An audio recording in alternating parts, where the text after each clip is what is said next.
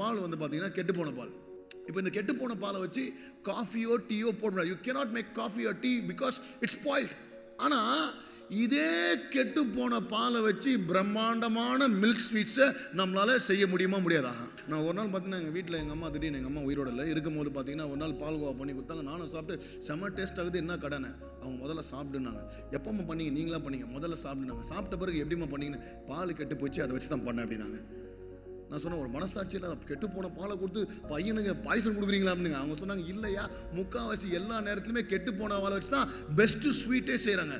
இன்னைக்கு probably you cannot make coffee again, but then you can make a great dessert out of the spoiled milk. ஐயா, இன்னைக்கு கெட்டு போன பாலை வச்சே ஒரு மனுஷன் இந்த காரியத்தெல்லாம் செய்ய முடியும்னா, நம்ம வாழ்க்கையில கெட்டு போன காரியங்கள், கெட்டு போன வாழ்க்கை, கெட்டு போன பாஸ்ட் வச்சு ஆண்டவர் பெரிய காரியங்களை செய்வார். Useless can become useful again for the Lord, and he is ready to use